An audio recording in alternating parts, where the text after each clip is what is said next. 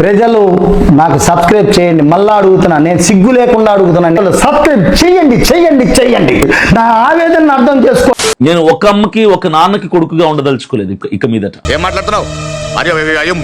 కనీసం అంటే ఒక 20 మంది అమ్మలు 20 మంది నాన్నలు నాకు కావాలనుకున్నా. ఇంకా ఆలస్యం చేయకుండా మీ అందరిని పిచ్చి ఆసుపత్రికి తోలేయాలరా.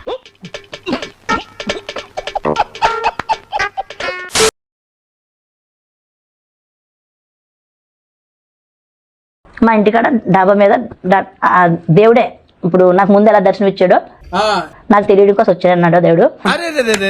పెద్ద సమస్య వచ్చి పడిందే. అలాగే వచ్చి నాకు నన్ను గుండెలు కద్దుకొని నీకేం కాదు ఏడవకు, ఎడుతున్నావా ఏడవకు, నేను ఉన్నాను కదా చెప్పి ఏడవకు, నేను ఉన్నాను కదా చెప్పి ఇక్కడ ఎక్కడ ఎక్కడ ముద్దు పెట్టి గ్లాస్ తో పాలు ఇచ్చారు. ఇక్కడ పెట్టాడు ముద్దు. ఏమిటండి మీరు మాట్లాడేది? అది అయిపోయింది. తర్వాత ఒకసారి వచ్చి నోట్లో ఏదో పెట్టి నాకు అది అయిపోయిన తర్వాత అంటే నైట్ 2 ఎంత అయింది నాన్న, వచ్చి తలుపు టప్ప టప్ప కొడుతుంటే అంటే ఎవరో అని చెప్పి తెద్దంటే రేట్ 2:30 అంత బాగా వద్దు అని చెప్పేసి తీరేది. చెత్త మనుషులు, చెత్త బతుకులు, అంబోతుల్లా తయారై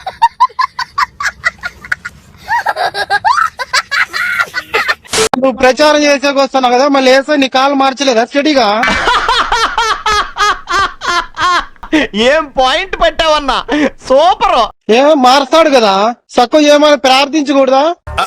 అంటే అది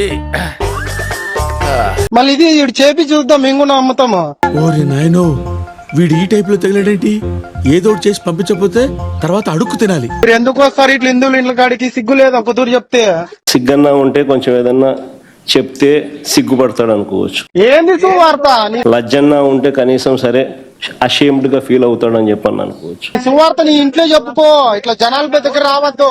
అషేమ్డ్ గా ఫీల్ అయ్యేది లేదు, సిగ్గు అంతకన్నా లేదు. ప్రపంచ లోకం అంతటికి దేవుడు ఒకడే, ఆ దేవుడు యేసయ్య. అయితే వెళ్ళి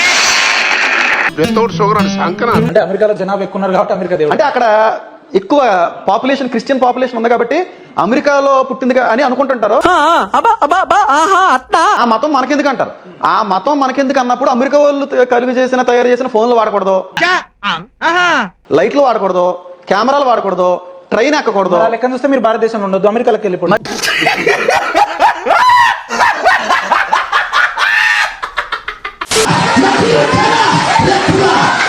ముట్టుకోకూడదురా మూర్ఖుడా. అసలు ఏం జరుగుతుంది ఇక్కడ? ఏదో తేడాగా ఉందేంటి?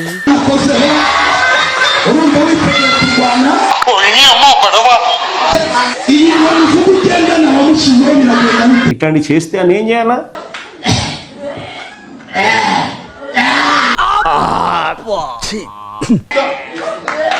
తీసేరా, తీసేయి.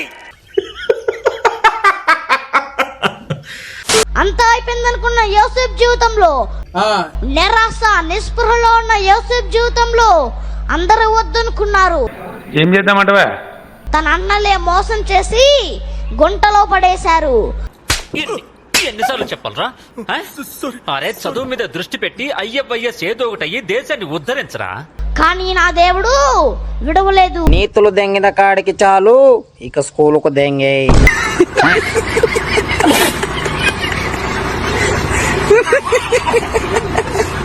టెక్నాలజీ ఎవడు కనిపెట్టిండంటే దేవుడు కనిపెట్టిండు. ఏ దేవుడు? అల్లెలుయా దేవుడు కనిపెట్టిండు. గాడిది గుడ్డేం కాదు. ఇల్లు ఎవడ కట్టిందంటే దేవుడు కట్టిండు. ఇటుక ఎవడ తయారు చేసిందంటే దేవుడు చేసిండు. మరి మనుషులందరూ ఏం చేస్తారు? ఆతులు ఎక్కువరా. అరే నీ అందరికి ఒకటి చెప్తున్నా, చెప్పు. మీ దేవుణ్ణి మీరే కించపరుస్తూ, మీ దేవుడి గురించి ఓవర్ గా చెప్పి మీరే మీ దేవుణ్ణి కించపరుస్తూ. వాస్తవం అధ్యక్ష, ఇది ఒడ్ల గింజ ఎట్లా వచ్చిందంటే దేవుడు గుట్టించిండు. అట్టికాయ ఎట్లా గుట్టించిందంటే దేవుడు గుట్టించిండు. అట్టికాయను గుట్టించింది కాక అట్టికాయ మీద తొక్క కూడా దేవుడే గుట్టించిండు. మరి ఏం టార్చర్. ఇవన్నీ మీరు చెప్తారు కదా దొంగ పూకు మాటలు, అందుకనే మిమ్మల్ని ట్రోల్ వేస్తారు.